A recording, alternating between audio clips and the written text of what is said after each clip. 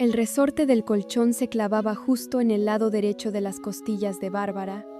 No importaba de qué lado se acomodara.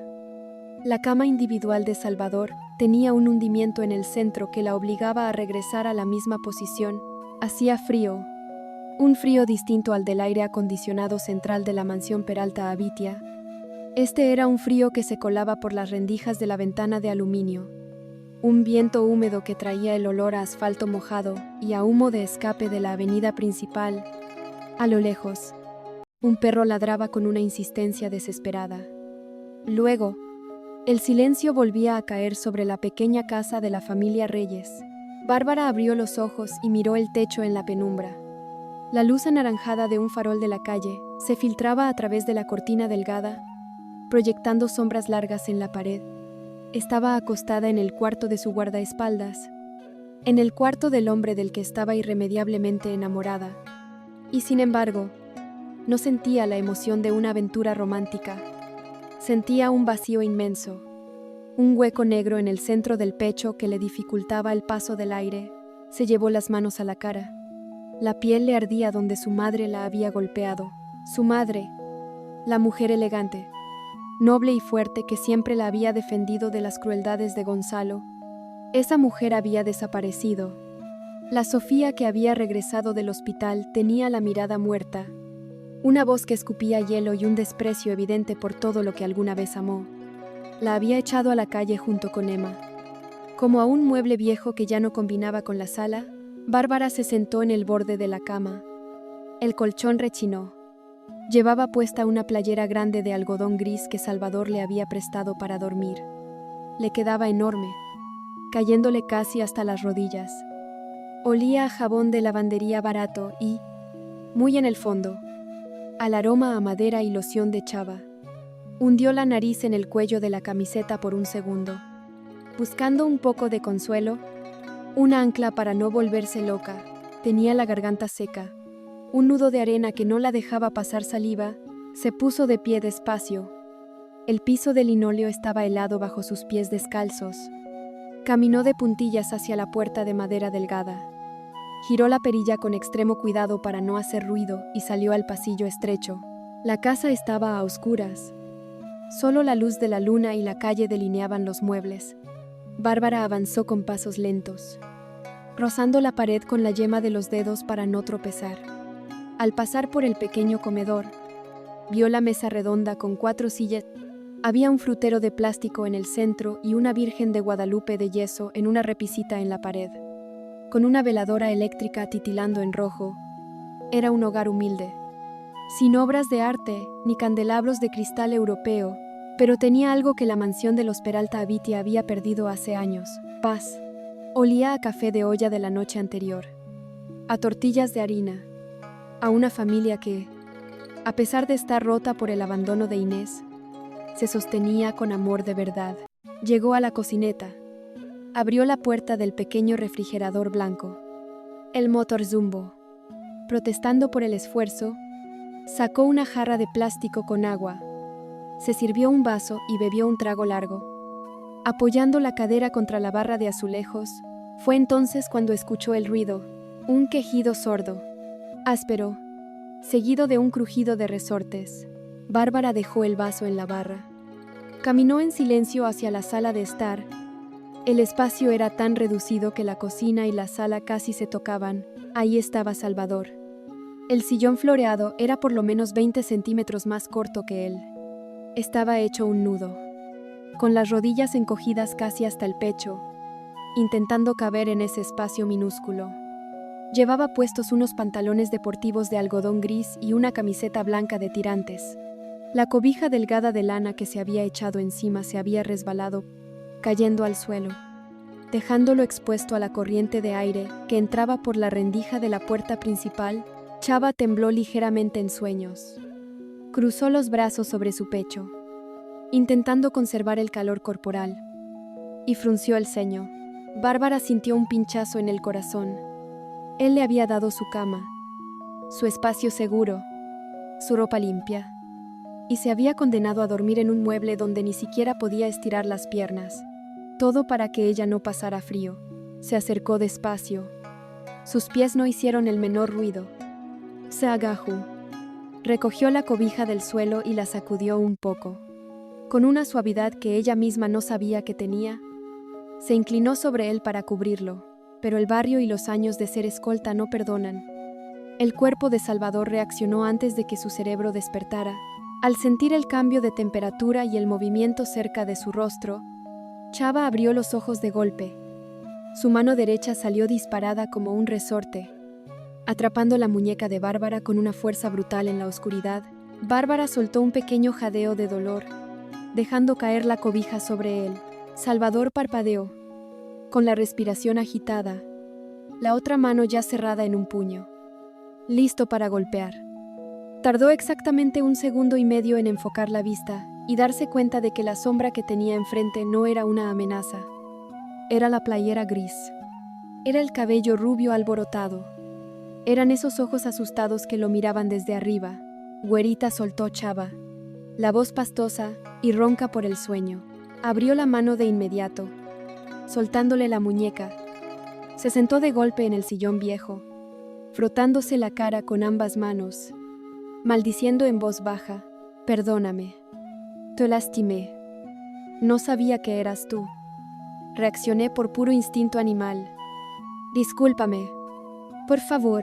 Bárbara se frotó la muñeca, aunque el dolor ya se había ido, reemplazado por un calor extraño que le subía por el brazo. Negó con la cabeza: «No pasa nada. Estoy bien», susurró ella, intentando que su voz no delatara el nerviosismo que le provocaba tenerlo así de cerca. «Despeinado. Con la guardia baja. Vi que se te cayó la cobija. Estabas temblando. Solo quería taparte». Salvador la miró. La luz anaranjada del farol iluminaba la mitad del rostro de Bárbara. Sin el maquillaje perfecto, sin los vestidos de diseñador, sin la armadura de niña rica e intocable, se veía inmensamente real.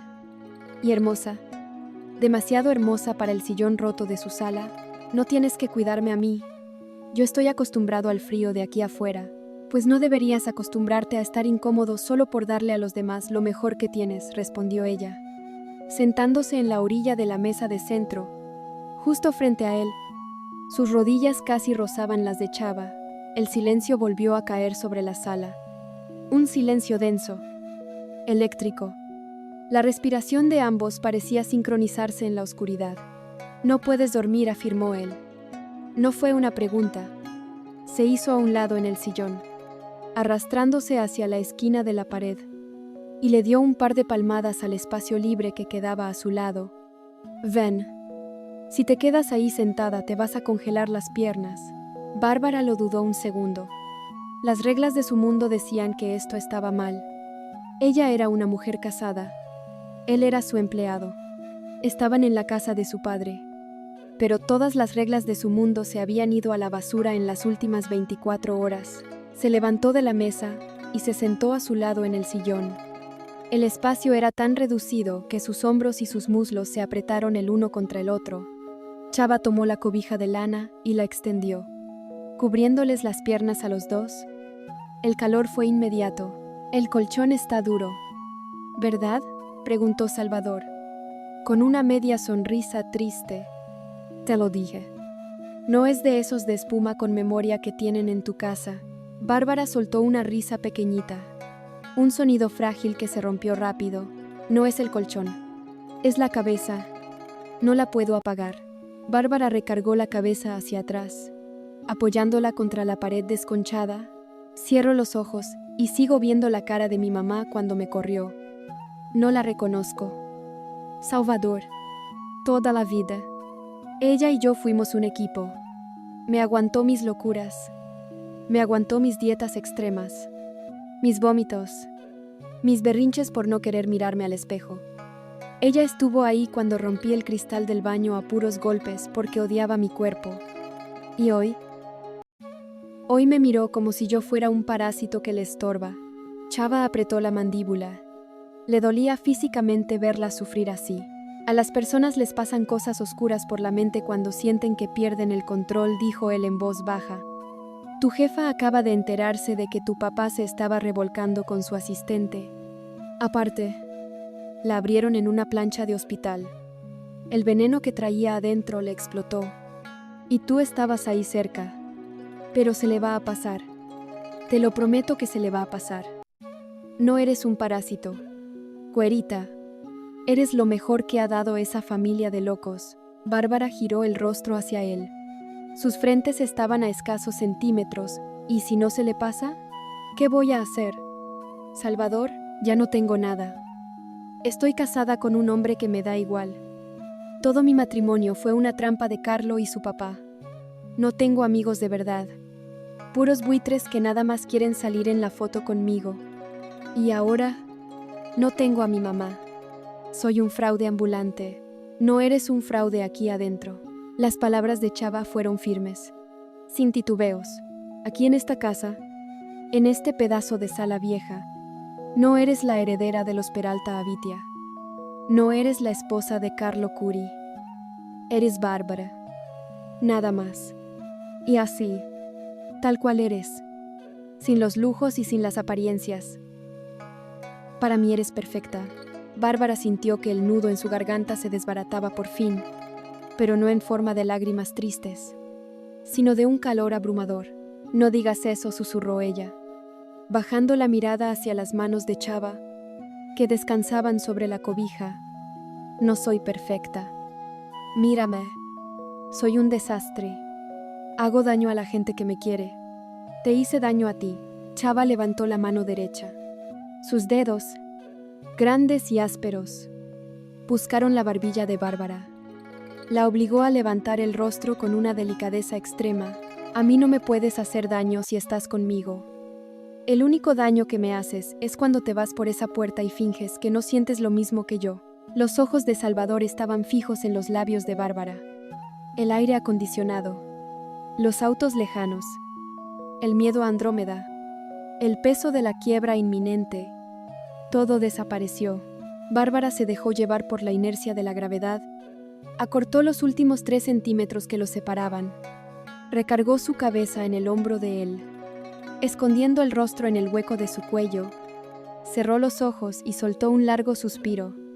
No hubo un beso apasionado de telenovela. Hubo algo mucho más profundo, rendición.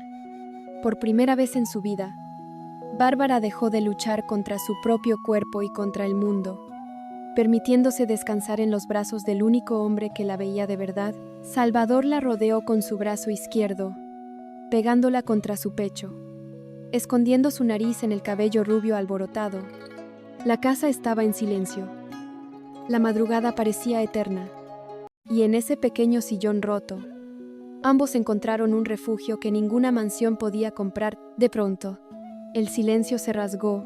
Una vibración agresiva, corta y repetitiva, venía del cuarto de Salvador. El celular de Bárbara, que había dejado sobre el buró junto a la cama, se había iluminado en la oscuridad. El sonido del aparato vibrando contra la madera vieja resonó hasta la sala. Bárbara se tensó de inmediato, separándose del pecho de Chava.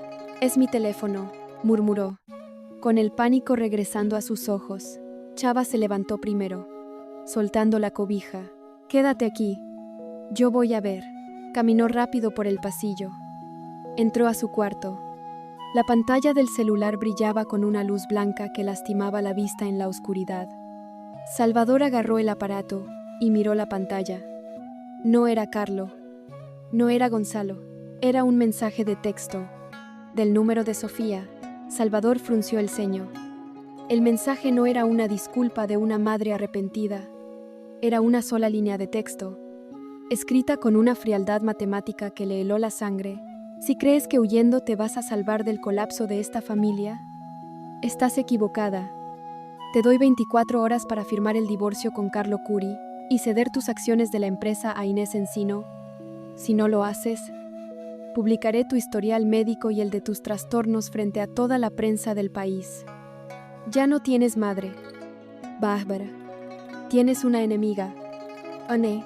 Chava apretó el teléfono hasta que el plástico crujió bajo sus dedos. El monstruo que estaba instalado en la mansión Peralta Avitia acababa de declarar la guerra. Y esta vez, No le importaba usar las heridas más profundas de su propia hija como armas de destrucción masiva.